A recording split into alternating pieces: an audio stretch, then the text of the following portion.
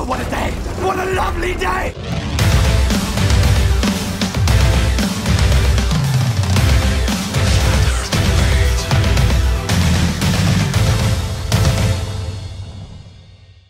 Welcome to Flat Earth Debate, Uncut and After Show.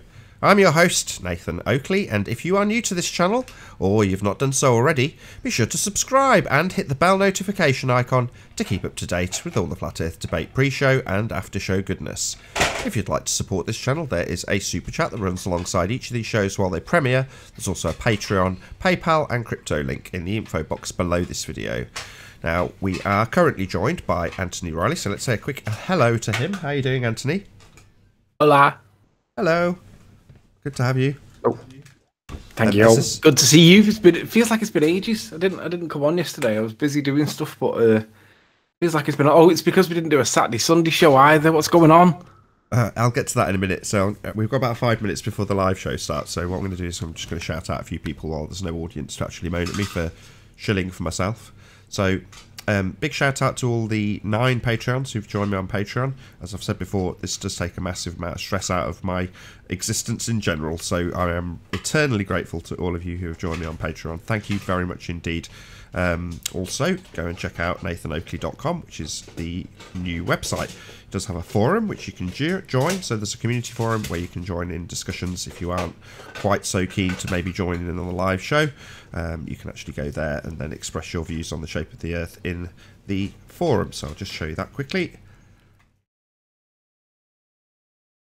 Dun, dun, dun. So there you go. So the forum has already started to come alive with a few posts. Axial rotation seems to be the topic of the day, but nevertheless, discussions have indeed begun. Debates, discussions, and all things similar. So go to nathanoakley.com, check out the website. You can also find archive material there, which is just nicely ordered. Check out some of the interviews, science versus scientism, science versus pseudoscience, and all of the debates get updated regularly as well. So they should be, as of today, up to date. Let's just double check. Flat Earth debates, there we go. So if I go to the most recent, 701 to current. There we go. So 712 was yesterday's, and obviously the one that's about to go out in about 3 minutes' time is 713. So yeah, they're all up to date and nice and easy to navigate around. So once again, thank you to all on Patreon, and yeah, that's pretty much it. The one thing I was going to say to you, Anthony, was the last time you were on the show, you said in the pre-show, make sure you remind me to mention the education stuff. And I was like, yeah, definitely will. Show ended, and I didn't. So I felt really guilty about that, actually. To be honest, I can't even remember what the point was now. Well, you just gone. You in the midst of doing some work on it on that day. So maybe that. Yes, I know what it is. Well, we're on 57 minutes. So do you want to open with that after housekeeping, or because if I start talking about it now, it'll not be done in 3 minutes. It's entirely up to you. How long do you need? Maybe 5 or 10 minutes. Probably 7 minutes, 6 minutes. 6 or 7 minutes. Okay. Well, in that case, there's nobody else here. The link has gone out, and the chances are everyone will hop on once the show starts live. But if you can indulge me and just rattle through housekeeping nice and quickly and concisely, I won't pander the answers. Just rattle through them, and then we'll go straight on to your point for 6 or 7 minutes. How's that sound? The problem is the housekeeping questions. There's one pertinent question in there, isn't there? How do you have gas pressure without a container? That's okay, another conversation. Well, yeah, sure. We'll revisit that on the show as well. Okay. Go. Well, we're not quite on time yet. We've got another minute. Well, okay. I'll summarise it then. I've had 4 reasons why she doesn't want my tutor does not want me to do this topic. And the 4 reasons, once I particularise them, you'll understand why she doesn't want to do it. But then based on my answer back to her, hopefully you'll understand why it's being done anyway. So this is the ruffling of feathers. I've not had a response from her yet. I did respond to her pretty much immediately. I'm waiting for her to get back to me. Watch this space.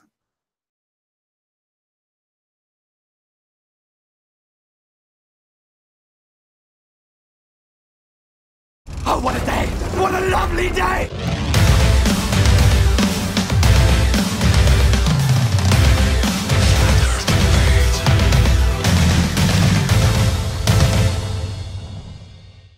Welcome to Flat Earth Debate, live. I'm your host, Nathan Oakley, and if you are new to this channel, or you've not done so already, be sure to subscribe and hit the bell notification icon to keep up to date with the Flat Earth debate. If you'd like to support this channel, there is a super chat that runs alongside each of these shows while they premiere. There's also a PayPal, crypto and Patreon link in the info box below this video. Be sure to check out the nathanoakley.com website to keep up to date with the community debate on the nathanoakley.com forum. If you'd like to join the discussion, simply mute the page you're currently watching, then click the link in the info box below this video to join the panel and express your views on the shape of the Earth. If you do join, please don't swear. If you do, you'll be ejected, and if you are, please don't try to rejoin the stream using sock accounts. You'll be warmly welcome back on the next stream. Please also share the show on social media. Sharing the show obviously increases the live audience, but this in turn increases the chances of a more diverse panel. So please share the show. And one last time, if you're new to the channel or you've not done so already, be sure to subscribe and hit the bell notification icon to keep up to date with the Flat Earth debate. Now we are joined by Anthony Riley. How are you doing, Anthony? That's not my name. Sleeping Warrior, good to have you. How great to be here. Thank you very much, Nathan. My pleasure. Let's rattle our way through housekeeping then. So, any signs of curvature? No, just a little bit of obstruction at the horizon that Jose thinks is curve. What about axial rotation of the Earth-based variety? Definitely no evidence of an axis, I'm sorry. Fair enough. What about gas pressure being maintained without a container? There's a claim. There is a claim. I'm not sure whether we should delve into this right now or come back to this, but we'll come somebody back to it. who claims to be a physics teacher is telling people that you can have a gas pressure next to a vacuum. And I'm not quite sure how we should deal with this because I keep trying to get him to have a conversation and he's reclusing under his shell saying that he said everything he needs to say in his video. What should we do about this one? Well, where there's a claim, there's some blame. So we'll come back to that later. What about scientific evidence of gravity? No, there's no evidence, scientific or otherwise, for gravity. Whatever gravity is or is not, current science tells us that it is a mathematical construct. So unless you're going to explain how, by showing a cause and effect relationship, a apple falls off a tree being caused by a mathematical construct, I'd love to see anybody do that. About evidence of the distance to the sun. Hey, Chocolate. Good morning, guys. Morning. Distance to the sun, I believe the distance to the sun is often claimed by ballers. I believe the most recent one is what's his bloody, that Australian dude, I can't remember his bloody name. Wolfie? No, the new guy with funny glasses. No idea. I keep thinking Graham, but his name's not Graham. I can't remember his bloody name. But it doesn't matter. No, there's still no evidence of the distance to the sun because we can't even determine whether the sun is a physical object we can throw stones at or whether it's some kind of metaphysical object that proves creation. What about evidence of a self-perpetuating molten iron core at the centre of a presupposed spherical Earth? Still waiting from Paul Voigt on that one. You can't have a molten iron centre of core of the Earth unless you can prove that there is one. Seismology is not science. So if you're going to think that seismology proves centre of the Earth, guess again, boys and girls. Last but not least, evidence of the R value. Any signs of that? Tim Osmond complains that you've threatened him about it numerous times, but I don't know how anybody can have a threat from R as any kind of credible argument because it's an object that doesn't actually exist. It's a concept, and we all know that you can't treat a concept as real. So by claiming victim to an R means that he's actually applying a reification fallacy, and we all know that they don't exist. They're just concepts. Well, that pretty much concludes the housekeeping. So about 3 or 4, maybe 5 days ago, Anthony was hard at work with his homework, looking into the education system and how it relates to the deception that is the Copernican model. So can you give us a bit of an update on that, Anthony? Yeah, I've had my resistance back from the lecturer or the supervisor that's supervising, and basically her position, she's made 4 points against me doing this in writing. She doesn't want me to do it, and the reasons why she's given are as follows. The first one is, and I quote, bear with me, where is it gone? There we go. Getting back to it. Where has it gone? I had it 1 minute ago and now it's disappeared.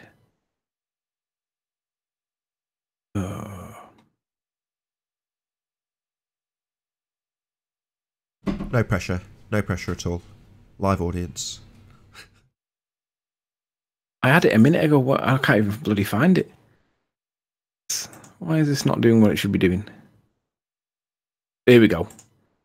So our first point was there's a lack of supervisory capacity on the topic in that they don't have any academics who specialise in education law. That's a fair point because how could you do a dissertation on something that there isn't any like supervision on, right? But I've already realised when I was trying to find I was trying to find a law team to put together to be able to get this matter if we wanted to pursue it immediately on the ground and running. And I just couldn't find anybody that specialised in education law. And that told me that there's a chronic shortage of education law practice. And that makes me wonder, well, isn't this part of the reason why we're in this mess? So my response was, that's okay. I don't need a specialist in education law. I would actually argue that I am the specialist because I've spent a lot of time researching this. And there's not anybody, if there's nobody there to specialise it, there's nobody there that knows it better than I do at the moment. So I'm prepared to just wing it on that basis that there isn't any education law specialists, and that is part of the problem. So my first point was that I don't feel as though I need supervision on this matter when I've got all the background that in this topic, generally speaking, that I need already. So I've said that I am that specialist, and like as I said, she hasn't come back to me just yet, but that was her first point. The second point is that the topic is still too much education policy rather than education law, and I said no, there is no policy in here at all. It is all to do with Section 10, Section 406, and Section 407 of the Education Act 1996. I do not reference policy at any point. So for whatever reason, she thinks there's education policy in there. Could be a red herring, could be a straw man, but nonetheless, it was dismissed on the basis that there's no policy in there whatsoever. I'm not interested in the policy. It's all about the actual legislation. So she's wrong there. She's either innocently got a misunderstanding or she's trolling me with a baller kind of comment, but there's no policy in there whatsoever. The third point she makes is that the research questions are mostly not legal in nature. And I said, no, the Dimmock case, although it is the only case here, means that the research questions are limited, but does not mean it is not legal in nature. It's the application of the Dimmock case overlapping with the legislation that is what I will be focusing on. So the research questions are not mostly legal in nature. Well, the research questions are simple. There's only three parts to it. Is it political? Is it partisan? Is it promotion? What research is the necessary in those three words? We've got the case that supports it. What else can I do? Yeah, it's narrow in its application, but the way that the heliocentric model is being dealt with is quite narrow as well. And then the final one is there is a complete lack of legal resources in the topic form. Is this perhaps why it's indicative of a study not being legal in nature? And I said, no, it's because there is a barrier between science and law. Science acts as a law unto itself and has been passively indoctrinating education for years with pseudoscience masked as science when it isn't at all. The Copernican model is taught to children as fact. It has no scientific validity. The legal point is whether or not this is lawful or not. And then I continued and I said, I'm here on this course to challenge current intellectual thinking as per the documentation in the brochure. I know exactly what I'm going to do. I will be putting a cat in amongst the pigeons because science is not a law unto itself, and it is illegal to promote partisan politics as per the decision in Dimmock under Section 406 of the Act. Hello. Just space for a sec, Nathan, while I get this call. Yeah, no worries. Well, I'm going to summarise a couple of points and say hello to a couple of guests. So we've got Paul and Arwin. Hello to both of you. Hello, good afternoon. You there, Paul? He's on mute. I stepped away. Yes, I stepped away for a second, but I'm here. Thanks for saying hello. Brilliant stuff. So the bit that I want to stress that Anthony just said, and then hopefully when he comes back he can answer my question about Dimmock, so he can explain exactly what that is to the audience. But what he said was that the Copernican model is taught to children as scientific fact. It has no scientific validity. Now that is a very powerful statement because it is in essence the argument that is being put forward in the most concise way possible. So that is the argument. The Copernican model is taught as scientific fact. It has zero scientific validity. Those are the statements of facts that Anthony is putting across in this legal context. So I don't know if he's finished on his call or not. If so, hopefully he'll tell us about Dimmock. Are you there, Anthony, or do you need me to fill a bit more? I think he needs me to fill a bit more. How was your show, Arwin? Yeah, it was great. Loads of super chats. He might have stepped away for a second. Oh no, I'm back. Did I miss something? Yeah, I just summarised by saying two things. One, the essence of the argument is as follows. The Copernican model is taught as scientific fact. It has no scientific validity. You made that very concise and clear in your responses to your tutor. However, I'd like you to actually summarise what the Dimmock case is, because people have heard you mention it on this show, just like it's so it's concise and together. All right, so the Dimmock case was about Al Gore. Al Gore was the vice president of the American country, and whilst he was in office, he was fine. But when he came out of office, for some reason, I don't know if it's a personal crusade on his behalf or whatever, but for some reason, he got heavily into the green movement in terms of saving the planet and global warming and all that. And whether or not that's an argument's not really the point. The point is that he brought out a promotional video, basically like frightening everybody into taking drastic action to prevent global warming, otherwise we'll all be dead. In a nutshell, that's generally the gist. Now, it was like contentious at the time because people were asking, well, is there any truth to this global warming? Is there any reason why you should be scaring us this way? And it ended up in schools. And the challenge was made by one of the teachers or one of the parents as to why is it that this is in school? This is like something that's not even part of the national curriculum. And if it is part of the national curriculum, it's diverse and it's very in your face and it's quite hard hitting. And I don't really see the value to it educationally and whatever. It shouldn't really be scaring the kids into whatever. It's an adult decision kind of thing. That was the angle of the parents. And it ended up going all the way to court, and we benefit from the decisions that the judges made on that particular case, because he defined for us now what is considered to be partisan political, what is considered to be promotion, and what is considered to be political. So we now have the benefit of knowing what a judge will say in regards to the interpretation of the issues that were raised as a result of the Al Gore video. Now, whether global warming was or was not an issue, it wasn't really the issue. The issue was whether or not children should be shown it, because it was considered to be quite right-wing and quite extreme at the time. And if anybody remembers watching it, they'll be familiar with the reasons for why there was objection.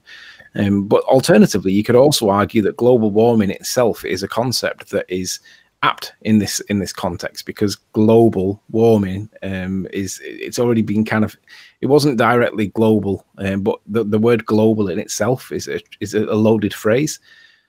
So in essence, it was questioning the decision-making authorities for why this document or why this video was being presented in school as part of the national curriculum, when it was very political and right-wing as in nature.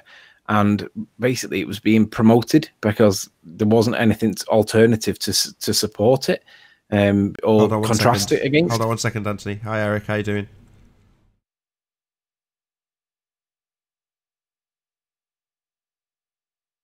Hello. No sound, my friend. Sorry, Anthony. So in essence, it was really it's worth looking. Just type in Dimmock education case 2007, I think it was. Yes, we do. With that interruption, as you're about to summarise, Anthony, I'm going to use that interruption just because it will tail on nicely. So one of the main points with Dimmock that I thought you'd highlight, you kind of diluted. Maybe you've got your reasons for that, or maybe it'll enter this into a discussion between you and I now. But for me, the global warming bit is absolutely key, because you can't have global warming, something deemed partisan politics, without the globe. Yeah, and you're not wrong to point that out. Just to interject real quick, isn't that the reasoning they changed it from global warming to climate change? I don't know, it might be. I believe, because I could be wrong, but I believe it's because some of the science didn't work out, so they actually had to change it from global warming to climate change. Well, that might be the case, Chocolate. The point is that the term that's specific to this instance is global warming, deemed partisan politics. So who cares what they changed it to in the aftermath? They could call it frisbee warming for all I care. It doesn't matter. I get it. But the bit that's deemed partisan politics and is being referenced by Anthony is specifically global warming. I diluted it mainly because from this perspective, from my perspective, it's more a case of what did I get from it that allows me to create the topic content that I'm going to do. And like I say, for me, the judge defined what is partisan political and what is promotion of. And they're the key points to me because they're the points I've got to drill home. So although it's quite narrow in its application, there's limited resources for it. She is quite right. That doesn't mean that I can't or won't be doing it. I've told her literally I'm going to be doing this anyway because it's something that I want to raise awareness to. And the fact that there's a shortage of education specialists kind of underlines the problem, because there doesn't seem to be very many people that are interested in this area of law, maybe because people are asleep. And that is literally my criticism back. I said that people appear to be asleep to this topic. And if I wake them up a little bit, then maybe there won't be such an asleep, laissez-faire attitude towards the Education Act, because what's the point in the law if it doesn't be applied? If everyone's asleep to it, what is the point in it, right? Fair enough. Did you want to summarise it? Because it's been a fair old chunk and there's been a couple of interruptions, or not? Are you happy?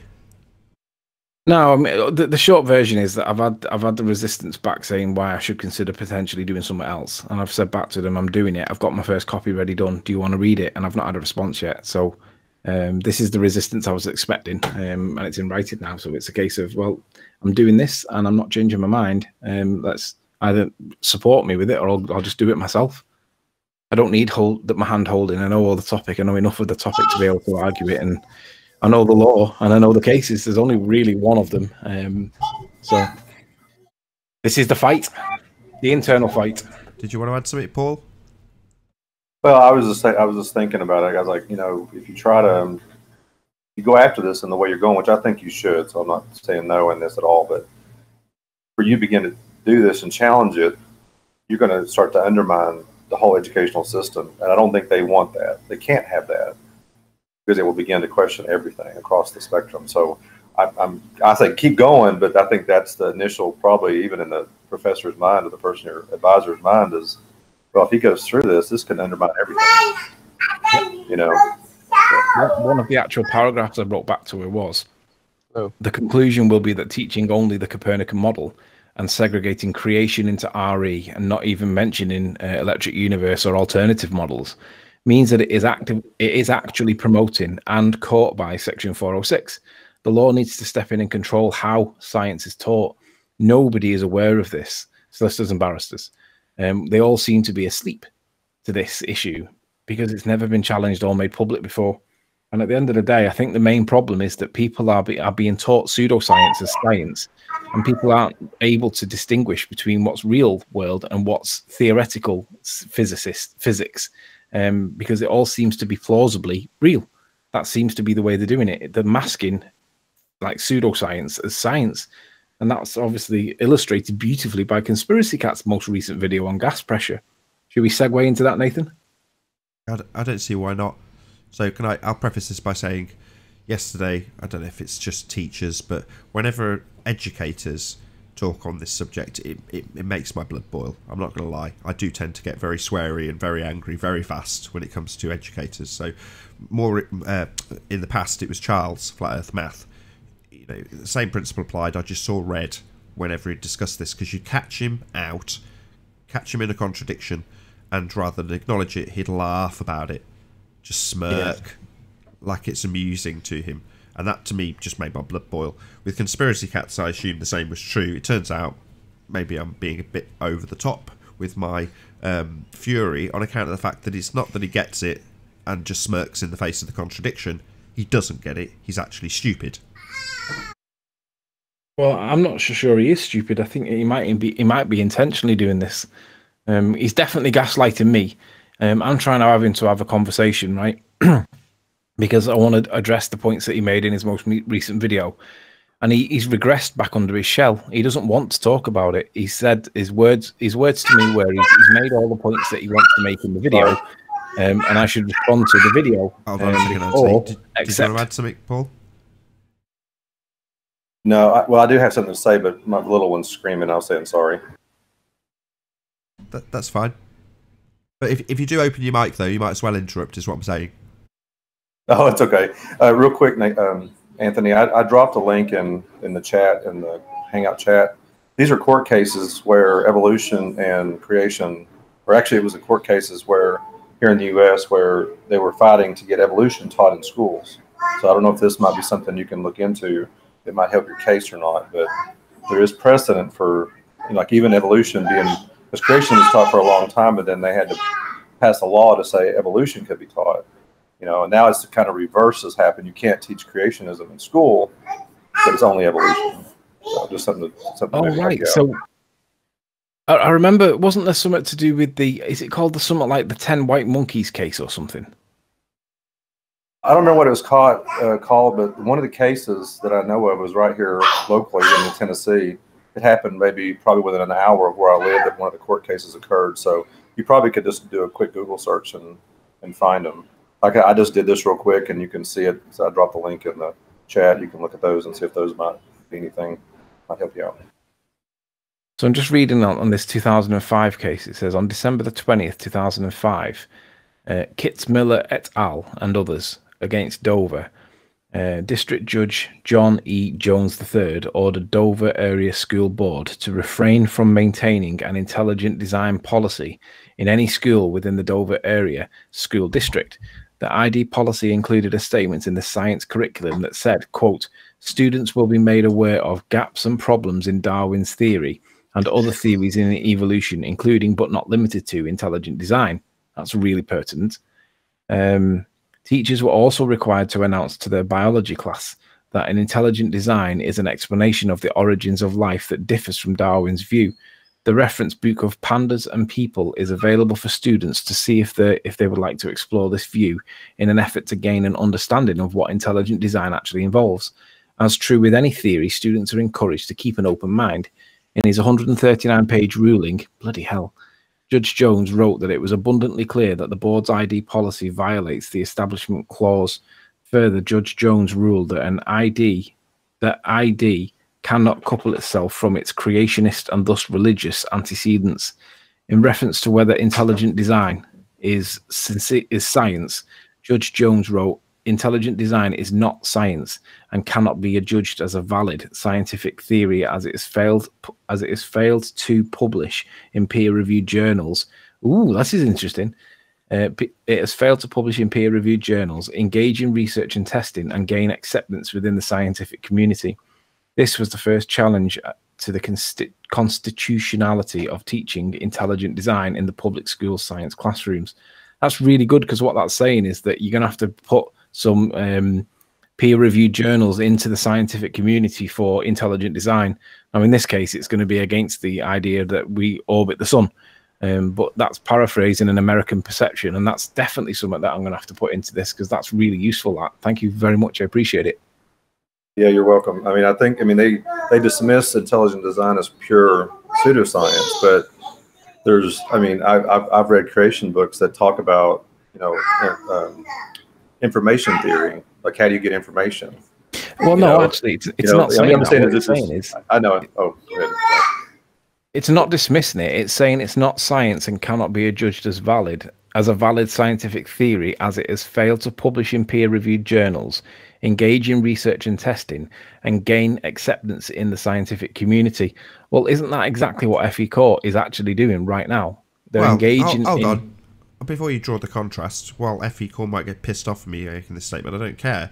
He's incorrect in his assertion that what makes something scientific is peer review and scientific consensus. That's an absolute bloody outrage, whoever that judge is, in his 139 pages of non-stop waffle. Well, ultimately speaking, he's defined science incorrectly. Science establishes the cause of phenomena. It studies the physical and natural world. It has absolutely nothing to do with the scientific consensus or peer review process. So he's just incorrect in his assertions. Our assertions, your assertion, that the Copernican model is not scientific, is based on the fact that it's not scientific. It is not established any cause and effect reasoning. It's not adhering to the scientific method. It's not science. It's claimed to be science because generally the consensus, including this judge, feel that peer review is what makes something scientific. It does not. He's just incorrect. Now, that's not necessarily the useful legal point within that document, because ultimately speaking, whether or not he states that you should not be biased in your assertions of either or of the two ontological primitives, then that's perfectly reasonable. If you're to say, not only should you not assert one or other as fact or science, but ultimately speaking, its teachings as science is wrong. That's correct. But saying that it's not science because it hasn't gone through peer review, screw you, Judge. You don't know what science is. Stick to law. Well, hang on. This is where there's an overlap between two parallel systems that run side by side. And this is where, although science may claim things that they consider to be right, wrong, or otherwise, there's a difference between what science claims to be true and what the law will perceive to be true. No, you're wrong. If science says I've got to stop you. Science does not claim things. That's not what science does. Science is a method. It does not claim things. So if science says science the topic, science doesn't say. That's my point. Science doesn't have lungs. It doesn't have lips. It doesn't speak. It's a method. Sorry, Anthony. Of science, what you're now doing is the same as the judge, which is reifying science. Science is not a person. It doesn't have lips. It doesn't say anything. It doesn't write stuff down. It doesn't have a process. It doesn't have a peer review. It's a method, a very strict method to establish the cause of an effect in the physical and natural world. He's just wrong about that. He's talking about the subject. I don't think he's talking about the scientific method in this context. He's talking about the topic. Then he's talking about a cultural phenomena. That's exactly my point, Anthony. So he's talking about scientific in the colloquial sense, when the colloquial sense is the very problem we're suffering. The problem we have at the moment is that what we take as reality is scientific consensus and peer review. Well, science exclusively deals with the physical and natural world. We should listen to science. Science should be what dictates how we go forward in our understanding. But what's actually happened is science, the terminology, has been hijacked to mean precisely what that judge said, and he is wrong. Now, we should be led by what he claims is science, and he's correct in his assertion that either everything created from nothing, or what did they use as the terminology? Intelligent design. Those two either or should not be taught as science. That would be correct. But he's saying it could be taught as science if you had a load of peer review on one or other of them. No, that's not establishing cause and effect. That's not a naturally observed phenomenon. That's not science. I think the point he's trying to make is that in science, there is a perception of A, B, or C. Science the topic, not science the method, science the topic. And I think what he's trying to say is... I'm sorry, Anthony. I know you want to side with him because he's got a legal point and it's useful, but this is... I'm not siding with him. I'm contrasting what he's saying to what is perceived by our friend Paul, because what Paul's point was that he's saying that evolution is... Well, creation was considered to be pseudoscience. And that's not what I was saying. That's not what he said. What he said was it's not considered science because it didn't have a valid application to the peer-reviewed journals. I'm contrasting what Paul said. I'm not supporting the judge. So don't be too quick to jump on me. I'm just correcting what Paul's perception was, because that's not quite what the judge said. Yeah, likewise, I'm not jumping on you. I'm just pointing out that the judge is wrong. But the reason I'm pouncing on it isn't because I'm criticising you or Paul, or even the judge, because it is the consensus, and that is the problem. So if you want to get to the root cause of why we're in the mess we are, with us all believing we live on bloody spinning balls, that judge's statement typifies it beautifully. He's saying it's not science, but it would be if all these scientists agreed. Well, no, not at all. That's why we have the problems we have, and why you can state as fact that the Copernican model, which is taught as science... Now, he would say, well, that's fine. All the guys and the dudes with the labels and the white coats, they've all agreed it's science, so that's okay, man. No, you just don't understand what science is. If that was the judge that you had, Anthony, he'd say, it is science. Look, I've got all these peer-reviewed journals from Copernicus himself. So, no, science has been hijacked. The terminology is wrong. And that's the thing we really should fight against, because when people say, this is science. Science says. The scientific consensus says that. We all agree within science that. all of these statements are what give men with no power to lie to us. Just make stuff up, little stories. But can you see how contentious it is already, and we haven't even started? Literally, the first hurdle, we've found something that's contradictory and it's contentious, and it's like immediately invokes immediate reaction, regardless of whether you're pro it, against it, or even a neutral. Everybody wants to talk about this. Can I use this little clip? Good. It needs a reaction, and people should have a reaction to it. Sorry, Chocolate. I'm really sorry. I just wanted. I've left it. I keep meaning every time I open my mouth to actually introduce Earth Flattener, and I haven't yet. But he's going to prove very useful in a few moments. How you doing, Earth Flattener? Hi. How are you? Good. Flattener. Hey. What up? There's one thing I was thinking of. Oh, I'm sorry. Hey. One thing I was thinking of. I appreciate you, Anthony, for clearing that up. I appreciate it. I kind of filter it through my own lens sometimes, as everybody does. But I was thinking then probably the attorney, though, when he was making his case, the only way he could make his case in that specific incident was through a peer-reviewed process. And so in that sense, that is the consensus now, that if it doesn't go through a peer-reviewed process, and we know that's not necessarily always true, because we know there's a huge problem. Sorry, she decided to start screaming when I started talking. That's the consensus on what science is, and so the attorney probably had to do that.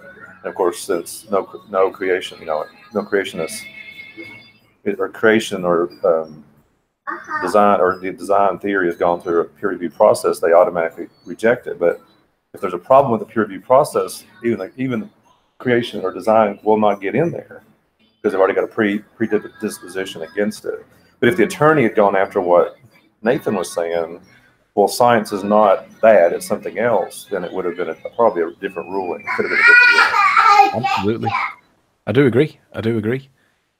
But I think that's really where FE Core are going to start influencing things, because when they publish their documents from the Balaton, which is being written up now, the Balaton observation, then that will be a peer-reviewed document that is in Nature or whatever journal it ends up being going in, identifying that there doesn't appear to be a convex nature to stand in water.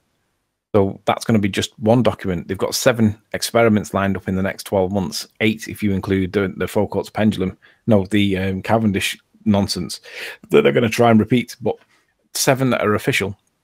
And when these things all get written up and then published for peer review, all of a sudden then that makes like 8 or 9 documents that then does qualify it for science in this. But I mean, that won't even be the limbo bar in terms of the English. That's just persuasive text from our perspective, from a legislation that doesn't, or rather a jurisdiction that doesn't have any sway other than influence. But nonetheless, it's interesting to see that they've had these kinds of conversations before in a different context, but the same kind of thing. Evolution over creation is a big topic, in the same way that heliocentrism is going to probably end up just like that. People will be talking about heliocentrism the way that they talk about evolution, and that's only a good thing. Okay. One thing that I've been thinking about is just the very idea that, like, why do we even need to teach theory of the beginning of the universe or anything like that? How are they so sure about it that they're like, we need to put this in their curriculum? There should be more of a philosophical approach, like asking questions and we figure this out together. It's like, I feel like that's one of the reasons we're in this big mess is things are just taught as matter of fact. And it's like when I just looked into this a month and a half ago, into the flat earth, when I first started, I thought it was a joke. Well, then I actually saw the questions they were having. I was like, man, I never had that question before. I've never considered that. And then it's like you start seeing things differently. And that's not what school does and education. It's just teaching you this is how things are, and you can't really question it.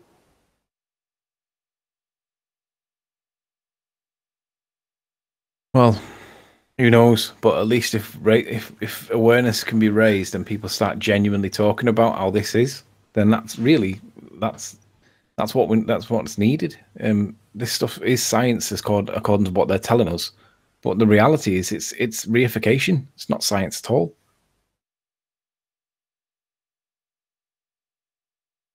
Hello, Unorthodox.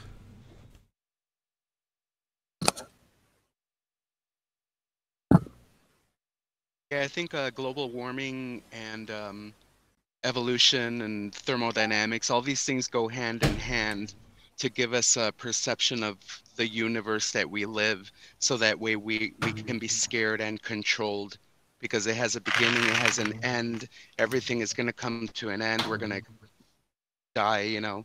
So I think that's the narrative. That's why they teach all these things. I think it's so that they force us to appeal to man science to look for the answers. Yeah, for sure. The whole setup of the lore of all of these delusional lores is to eventually try to force us to let go of reason, morality, balance, and just basically try to motivate us to blow ourselves up one way or the other. That's what I think it's all for. You know, that reminds me, I've started some debates on a music forum, and people are like telling me, why would NASA lie? Like, what motivation? They're the vanguard of society. They're the last hope for human race, and they're going to help us go to Mars and all this stuff. And I'm like, I didn't think about it right away, but after like a week of thinking about it, I was like, they answered their own question. It's like NASA and these scientists have become gods in a way. It's like they're considered, it's esoteric, you know, they have this great knowledge and they can save us. So I mean, it's like it kind of answered their own question.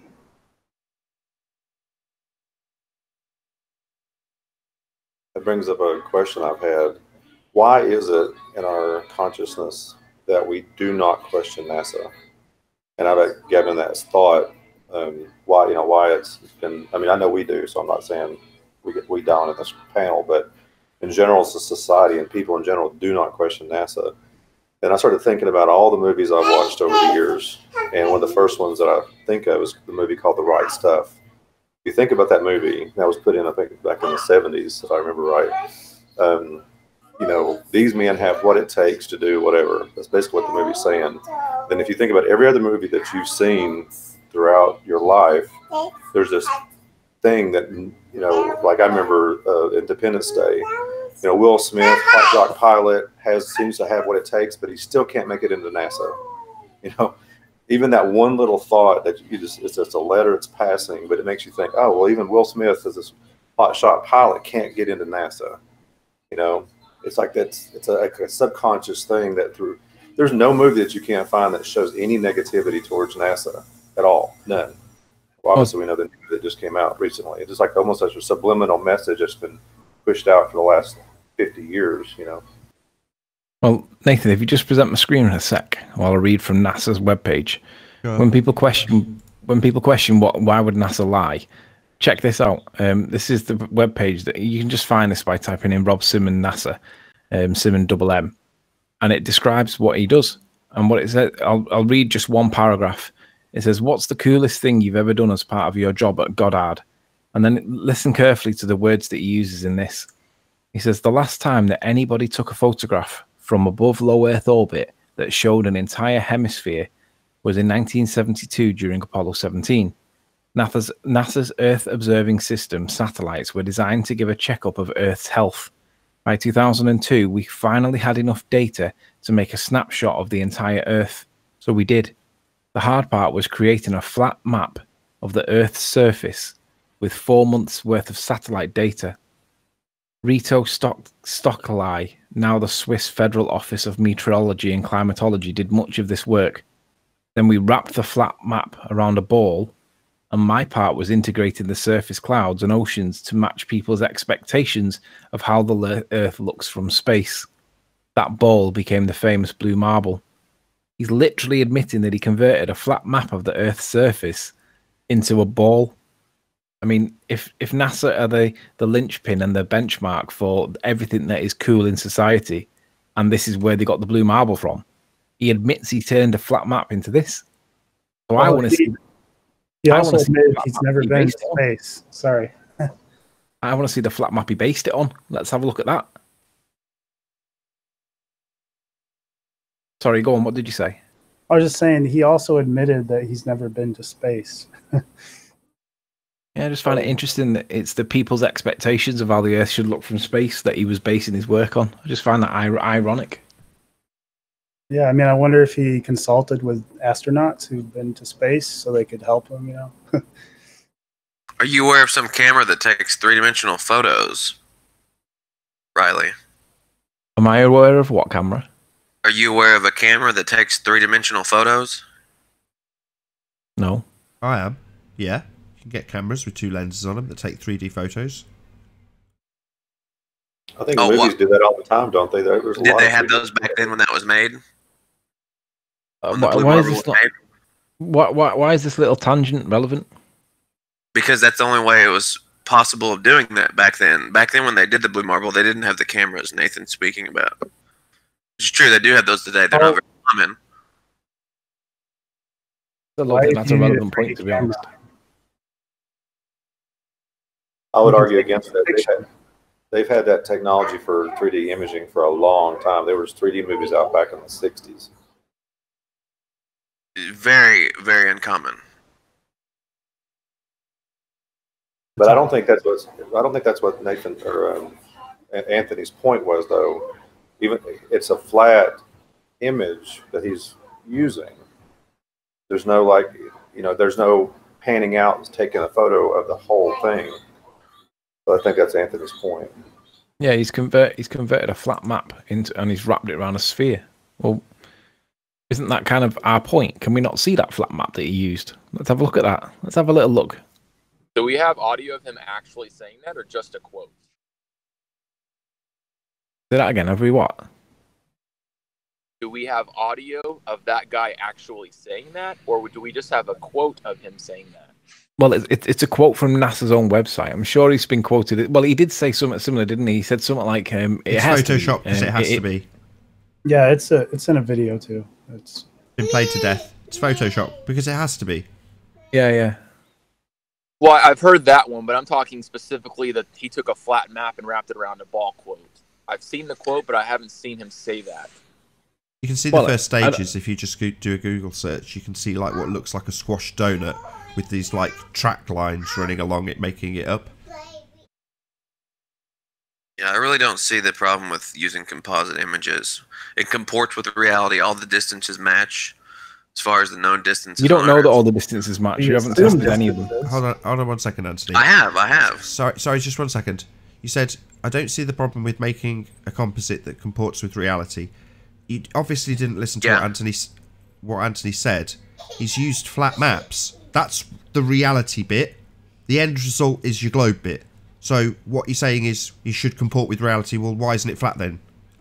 So you have a flat map that has Did you not listen real to what distances? You literally didn't listen to a bloody word Anthony said, did you? They don't work. They don't work, Nathan. Sorry, the flat you didn't maps don't listen work, to just a like the flat word pictures Anthony don't said, comport. did you? Unorthodox. You literally ignored every word he said.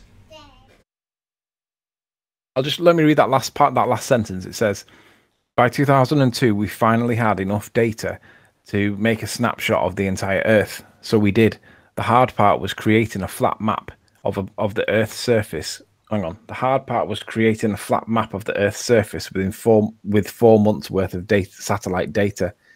The Swiss meteorology, whatever, did much of this work. Then we wrapped the flat map around a ball. That's literally what they say. So unorthodox, according to you, it should comport with reality, and the reality is flat, according to that statement. Did you not hear any of that the first time? Second time you've heard it now? I don't see the problem with making it a model that comports with reality. Sorry, that's not what you said earlier. Sorry, that's not what you said. You said it should comport with reality. I don't see the problem. Well, it doesn't. Now you're saying there's no problem with making a bloody model. So completely in the face of what you stated. Shut up, or I'm going to kick you out real fast. So you've just contradicted yourself. It should comport with reality. Now it's okay to make a model, which isn't reality. So which is it? The final product, Nathan. So which is it? Those two different statements in contradiction with each other that you've just made in the last 2 minutes. 1, it should comport with reality. 2, it should be okay to accept a model. Which one is true? A model of reality, Nathan. Oh, so not the reality itself. It shouldn't comport with reality like you first stated. It should comport with the model. Should comport. That's not what you said the first time. You said it should comport with reality. Now you've changed your position again. So you're a double-speaking, flip-flopping asshole then. That's what you are. No, I haven't changed my You said it should comport with reality. Now, with an upward inflection, you said it should comport with the model? which is completely in the face of what you said originally. Let me say it again. The model should comport with reality. Oh, it doesn't. It's made from flat maps, you stupid dick. That's the point. Unorthodox. What the point of this photo wasn't to be a model or to like accurately represent anything. It was a picture of Earth from space. It's not meant for navigational purposes. It's just they're trying to show off that, oh, we got a picture from space. It's not meant to, because he photoshopped clouds and stuff. I mean, if it's supposed to represent reality, then why is it photoshopped? Let's talk about the geometry. Well, yeah, but the source of the image starts off with flat maps, and then they have to wrap it around a ball. Yes, if you take a high-resolution, high-altitude photo, it's going to be a flat image. There's no three-dimensional information in that image unless you use a very specialized type of camera. That's what they did. They used a traditional camera that gives you a 2D image. In order to put it on a ball, you have to deform it in some way. So I think the point of this entire discussion... and then they have to fudge them, so it's not comporting with reality anymore to make it go on a ball. Again, in the face of your original assertion that it should comport with reality, which it does not. No, the globe comports with reality. All the distances are that's just correct. a religious assertion now. So it's now become... Stop! Distances. Stop! The globe has accurate distances. Stop! Right? Stop! There's no stop! flat map model Stop talking! You're going to get kicked distance. out if you don't stop rumpusing. That's just a I'm religious speaking. You assertion. didn't let me finish my point. Yeah, because you made a religious assertion and that doesn't fly here. The globe comports with reality. What kind of religious assertions do you think you can get away with here? I'll tell you. None. Don't make your religious assertions here. You tell me the distances on the globe don't match the distances in reality. How would you know that when there's no tracking device over it? There is no globe. We don't live on a globe. Yeah. Shouldn't the distances in reality be the distances in reality? Why would you have to make a globe out of reality? We all experience this as flat. You don't have to. It's just an academic exercise. You don't have you have to. to. They don't have to. They just want you don't have to. I guess if you wanted to navigate properly, you would have to. But I mean, just sitting on my couch here, no, you don't just have to. We don't do things. Navigate properly using a globe. Let's just check that claim. Let's check that claim. Find me a navigational globe. I made one. No, you said if we wanted to navigate, then we should make a globe. Well, show me it. They do navigate. Let's see what they've been using, clearly, according to you, globes, right? Yeah, globe projections, Nathan. Projections of the globe. Sorry, you've added a word. Sorry, you're just adding words in. Stop. Stop. Stop. Let me finish my point. Yeah, because you've said it. I've heard. I've heard your point. I'm going to kick you out if you keep talking over me. Now, it's not globe. It's globe projection. What do they look like? They're distorted. No. What shape are they? Are they globe-shaped, these projections? Is a flat projection globe. Oh, it's a flat projection, is it? Oh, right. So you tell us that it's come from a globe, and that means they're navigating with globes. No, they're navigating with what you claim comes from a globe, and you call it a global projection. It's actually flat, though, right? Actually flat? I can show you exactly how it's projected. Sorry, Nathan. ask Would you like me again. to walk you through how the globe is projected onto a flat I don't surface? care what you tell me it does. It is, in fact, flat. Correct? Something always warps, though. The distances aren't proper. The lines of latitude you didn't answer my question. You seem to be sidestepping it yet again. I don't know why you're scared of my question. Maybe it's because you have a religious belief about this shit. So, the actual thing being used is flat. Correct? Yes, but warped. Nathan. So they're not using globes then. So when you asserted that they're using globes to navigate and we should make a globe, what you actually do is tell us how they project a globe, your religious belief, onto something that's actually practical and useful, which is a flat map, which is what they actually use, not globes. Well, you think we should carry around blow up globes? I'm finished. You're going to get kicked out real fast. I understand how you religious making too much fundies sense, need to assert your religious belief over and over at the top of me over and over again. I get it. However, you said we should make a globe if we need to navigate, whereas actually what happens is they use something that you assert your religious belief onto, a global projection. And what they actually use is not a globe, they use a flat map. Yes, but the first... Yes, but... So you don't use globes then? Not yes, but... Yes, that's correct, Nathan. We don't use globes because they're not very useful or accurate. We project them onto flat maps which are useful. Yes, that's my point. Step, Nathan. Make a globe. We've got a bullshit picture of a globe from space that you can't travel to. You haven't experienced and is a second law of thermodynamics violation. It's been produced from flat images and then converted into this globe by a piece of software called Photoshop. And when you actually do anything for navigation contrary to your assertion, they use flat maps. So it's all looking pretty flat. Which is a projection from a globe. So you say, according to your religious fundy belief. Yeah, you want us to believe that they navigate using globes. They don't. They use flat maps. I keep saying it, you keep ignoring it, and then telling me about your religious belief that it's come from a globe, even though what's actually being used is flat. Step 1 is make a globe, Nathan. Oh, is it? Well, show me the globe they use to navigate. Do you want to actually produce this? If step 1 is make a globe, show it me with accurate navigational tools applied to it. Hello? Show it me! Hello? You want me to show it? You want me to show it to you? Okay. Hold on, let me dig it up. I'll show it to you. Are you going to concede if I show it to you, or are you just going to walk around in circles again? If it's an accurate globe used for navigation, as we must first do this, then let's have a look at it.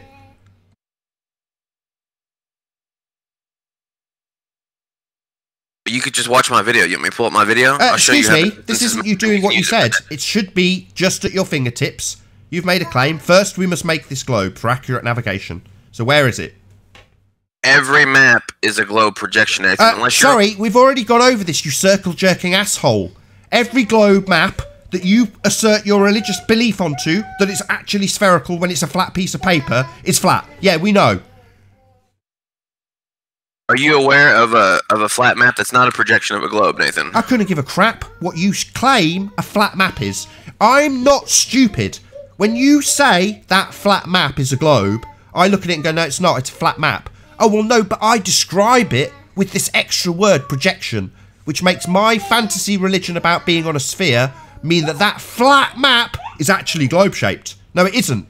It's always flat, and they only use flat maps.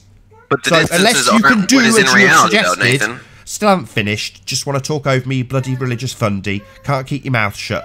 You've made a claim. First, we must make a globe in order to navigate. Now show it me. Okay.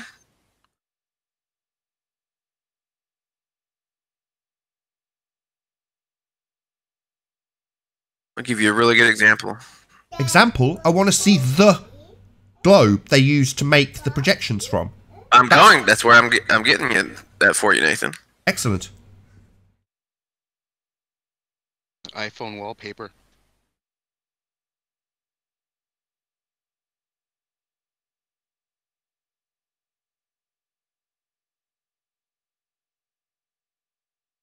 Now, there's many different ways to do this. I'm going to show you how they do it with the Mercator projection. Excuse me, did I ask to see a projection? No. Let's do it for the third time, for this complete retard who is deaf and stupid. I do not want to see a flat projection. That's flat. You have said we must first make a globe. Now I'm asking you to show me that globe. Do you have a comprehension issue with the word globe? Because you keep seeming to want to go to something that's flat. No, I think you have a comprehension with what I'm saying, Nathan. No. I'm saying produce this globe you say we must first produce for accurate navigation. Yeah, it seems you have an understanding. Seems you're not understanding what I'm saying, Nathan. I don't have any trouble with my comprehension skills. I understand what I've asked for. A globe that's needed Are you first. showing my screen, Nathan? That's not a globe. Let me remind it. Hold on. That's not a globe. Watch. Just watch. This is what you asked for. Watch. Here's a globe. Who's using this for navigation? Here's the globe. Excuse me, who is using this for navigation? Oh, where's the molten iron core? There you go. You see, you spread it out. Sorry, you're not answering me. Who is using this for navigation? You see the edges, they get warped. You're not answering me. Who's using this? There you go, Nathan. Exactly what you wanted. Take a globe, put it on a flat surface. See how distorted it looks now? It's a square map. So you're showing us a flat square map. That's your proof. You having me on? That's square and flat. Yeah, the distances don't match Nathan.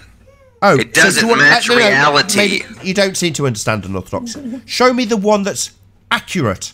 The one that does match. There isn't a flat, accurate map. There is no. That's why, you seem to be very flat confused. Earth isn't a thing because Stop you guys don't me. have You're going to get kicked out. You're just rumpusing me every time, you asshole.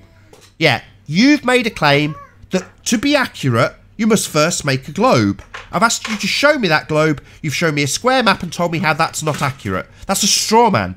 So show me to have the any globe. Inclination of Shut accuracy. up! How dare you? I'm going to kick you out, you asshole. This is your last chance. Right, you've said you've got a globe. First, we must make a globe to be accurate. I want to see that accurate globe. Not a square map that you say is not accurate. That is the antithesis of what I want. I want the accurate globe one. That's what they showed in the beginning, Nathan. Did you not see the first part of the video? Sorry, that was used for navigation, was it? The bit in the beginning? Yes, yes. Do you want to show me an example of someone using that sphere for navigation? No. No. Just no. I'll show you my model that I built, if you want me to. I'll show you my model that I built that shows... Unorthodox, just according to you, navigators need to first build a sphere. You've taken us to something that you've told us is incorrect and not sphere-shaped and backs our argument, that they're flat. That when in use they're flat. Then you strawmanned us claiming that it wasn't accurate, like I give a crap. I want you to show me the accurate one you claimed must first be made in order to perform navigation. So, show me that one. I just showed it to you, Nathan. You said it was inaccurate. So, you're now lying. Don't piss me off. What? You're not showing us the accurate one. You just told us how it wasn't accurate. You said, show me how they turn a globe into a flat map. No, that's not what I asked for. Now you're clearly stupid or deaf. That's not what I asked for. So don't misrepresent what I've asked for. You made a claim. You must first make a globe in order to perform accurate navigation. I am challenging you to perform a simple task of actually backing that claim by producing it, not continually strawmanning me. Okay, well, I have to show you my video, which is a model of... Oh, your video? So you, with delusions of grandeur, think that you are the arbiter of navigational maps, do you? Yeah, I made a model. I don't give a crap what you've done. You asserted that in order to navigate, not you, you've probably never left your country.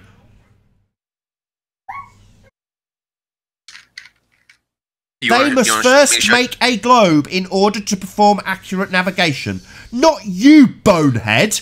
Show me what they, the great they, that are using globes to navigate, use. And must do first in order to do this accurately. That's your claim. I just showed you, Nathan. No, you didn't. You showed us something that was an unfolding of an inaccurate square flat map.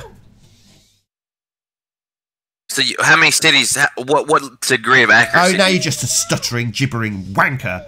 So, are you going to back your claim that you must first make an accurate globe in order to be able to navigate? Or are you just going to continually strawman me and stutter like a blithering buffoon? Is that really all you've got? Or can you actually back your claim? Do you want me to navigate to and from, Nathan? No. I'll say it again. Then I'm going to kick you out if you don't produce it. You made a claim that we must first make an accurate globe in order to navigate. I am challenging you to produce that must, according to you, come first. The accurate globe. Where the hell is it? Last chance, then I kick you out. You have to tell me where you want to and from, Nathan. Where do you want me to navigate? Where do you want me to go from and come to or go from? Anywhere. What's my starting distance? What's my ending? You're gonna carry on talking? You've asked me where from and to. Okay. Anywhere on an accurate globe that you've claimed must first be made. Okay. So show my screen. I see my sunset. I don't see an accurate globe being used for navigation on there. Okay, well, I'm gonna have to pull up my video of my model that I made. Your of Earth. Your video of your model. No. Yes, of Earth. You exactly what you wanted. This is exactly what you wanted, Nathan. Okay, no worries. Before you do then, let's make sure we're on common ground. Tell me what I want. You want me to show a globe and how you navigate using the globe. No. An accurate globe that is used for navigation. Yes. That's what I'm gonna show you. Okay. Oh, really? So who's using it for navigation? Hold on, Owen. Let's see it.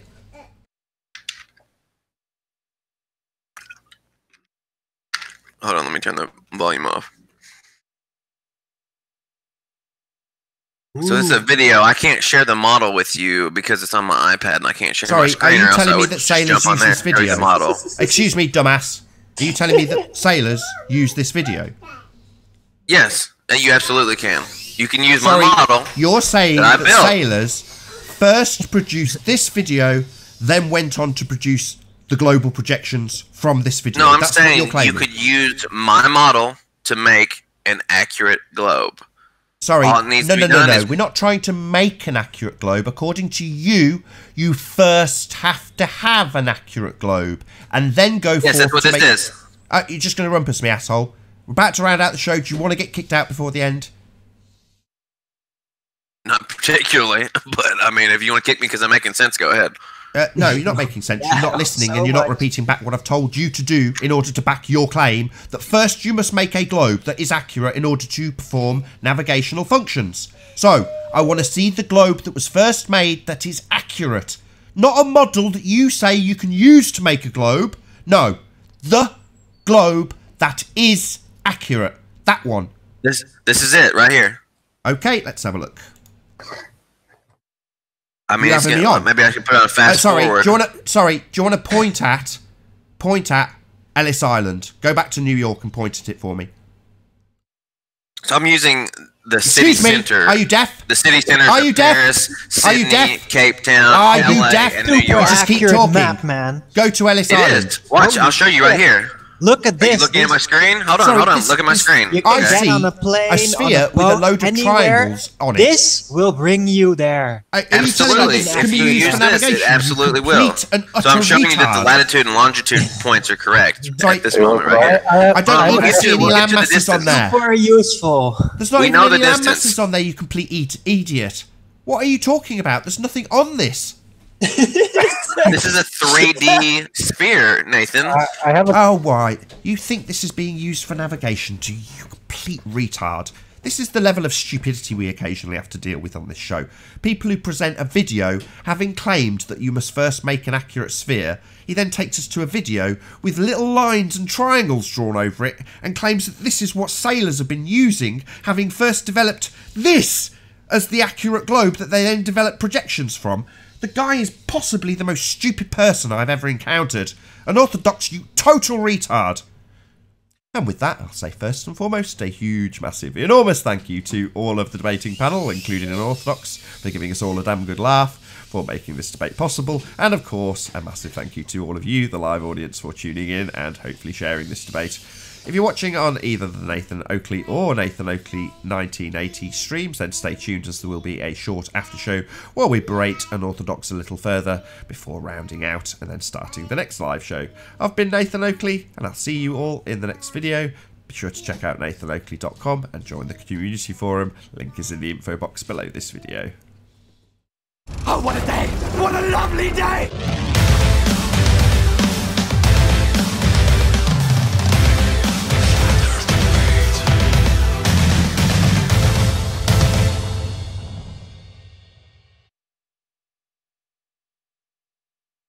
You're not giving me.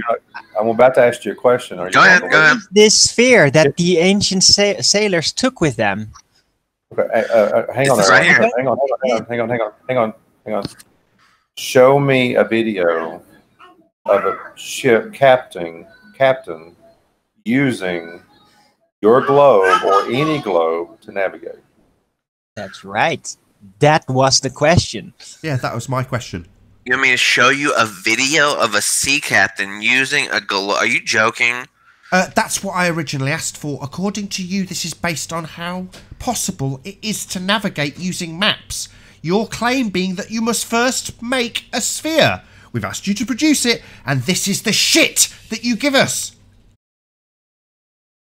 Nathan, there's no flat... Let me finish a thought here before you guys jump in. No, I haven't done berating you, stupid dumbass. You haven't produced a sphere. They don't need to produce a sphere. All maps are flat. They call them global projections so stupid retards like you believe the religion that you've been indoctrinated with. You haven't proven anything. They don't need to make a sphere. The sphere is inaccurate and so are the projections because they've got bullshit sphericity at the heart of them, which does not work because we do not live on a sphere. You won't produce an accurate sphere. Shut up! You won't produce an accurate sphere because there isn't one. We don't live on one. It's not possible to live on a sphere. You can't be on a sphere in the middle of a vacuum of space. It's all nonsense religion. And that's all you have, and this crap video, having been asked to demonstrate that you must first produce a sphere to do accurate navigation, something you unequivocally have not backed in any way, shape or form. Well, you have to first show me a flat map that has accurate distances. The globe... Oh. Excuse me, you strawman using asshole. Did I make that claim? No. Did you make a claim about first having to make a globe? Yes. So, you strawman using asshole? No, I won't do anything of the sort. You, on the other hand, cannot back your bullshit claim. All you can do is continually talk over me. I've done more than... I've got evidence backing up what I'm saying. On a globe, the distances, the known distances, work out. Here's Who gives a crap? It's not an accurate navigation tool. You strawman using asshole. What part of this aren't you getting, dickhead? Yeah? This is not backing your claim that you must first build a working sphere that is accurate in order to produce global projections. All this is a bullshit video that you have put on your YouTube channel because you are a dumbass. There isn't an accurate flat map on this Earth that has accurate distances. The only... Oh, really? You'd expect them to be, though, wouldn't you? If they're global projections and the original globe they've come from is accurate, you'd expect those projections to be accurate, wouldn't you? If they've come from a sphere? No, you can't lay a 3D surface on a 2D surface without some inaccuracies, Nathan. Oh, I would say it's the other way around. You can't lay a 2D surface onto a 3D surface and have it be accurate. That would be my argument. Now, given that they generally use flat maps, and in fact, as far as I'm aware, never use spheres to navigate, you would think, given that it's only, according to you, possible to navigate accurately on a sphere, you'd think that would be the go-to for navigation, wouldn't you? You'd think that's all they'd use so it was accurate. And yet they don't. Where are all these spherical maps installed in ships and larger modes of transportation? Where are all these spheres installed in the cockpits for proper orientation? Where are they? Oh, they're not using them? They've never used them? Well, you think they're going to carry out the massive three-dimensional object when you can fold up a folded piece of paper? Projection maps. It's so dishonest. Why do they keep resorting to flat projection maps? Why don't they just install that globe map that's so perfectly accurate in every mode of transportation? Why don't they just do that? Exactly. If because the globe it's was accurate, that's precisely what they would do, Arwin. They would use a globe, because that would be the most accurate way of doing it, wouldn't it? And yet they don't. But that's going to be his argument. Well, when we put them on flat maps, they stop being accurate anymore because it distorts it. Well, then why the hell would you want to put it on a flat map then? Wouldn't you just keep it in the most accurate format possible? No, convenience, Nathan. Have you ever heard of a convenience store? Oh, yeah, of course. When you're navigating across Earth's surface, you don't want to worry about accuracy. You want to worry about being able to fold the thing and put it in your pocket when you've got an entire ship to put a globe on. Yeah. Do you think that's reasonable? That people... Yeah, I think it's a very reasonable argument that you've got there. I think they should sacrifice all accuracy in favour of convenience. Because that's what everybody wants when they're out at sea. They want the convenience. They don't want to be accurate. They don't want to know that they're going to certainly arrive at their destination with an accurate map. They want a convenient map. In fact, I can hear the Navy crying out, "More convenience! More convenience!" No, I don't think so, Unorthodox. I'm pretty damn certain that if there was a more accurate way of doing it, they'd pick that way rather than the less accurate way in favour of bloody convenience. Because most people aren't stupid. Most people prefer accuracy over convenience. You might prefer convenience because you are a complete and total bonehead. So I don't care what you think. You have zero arguments. Can we at least let Arwen make an argument? Look. We made the same argument. In the past, right? Traveling vast distances on ships over the ocean, incredibly dangerous. If you got lost, there would be a good chance you'd never show up again. You'd die. Horror stories. Why would they go for the convenience of folding up a map instead of just making absolutely sure they orientate perfectly by installing a globe map in the very cockpit of the ship? If the cockpit's going to be destroyed, the ship is probably going to be destroyed anyway. Why wouldn't they do that? Why wasn't it default? If their very lives dependent on the perfection of their orientation, it makes no damn sense. Exactly. If you're going to have accuracy, where are you going to want it? Well, when your life bloody depends on it. You're not going to be too concerned about convenience when you've got billions of tons of tanker to be navigating around the world. You'll be damn sure to concern yourself about how accurate your navigation tools are, though, won't you? But yet, no. No, they don't use globes. Well, that seems strangely suspicious, I would say. And with that, I'll say another massive, huge, enormous thank you to all of the premiering audience in Nathan Oakley 1980 and Nathan Oakley, and also another big thank you to all of the debating panel for making this debate possible. Be sure to check out nathanoakley.com and join the community forum to keep up to date with the community Flat Earth debate, and also a massive thank you to all of my Patreons for supporting me there. I've been Nathan Oakley, and I'll see you all in the next video. Oh, what a day! What a lovely day!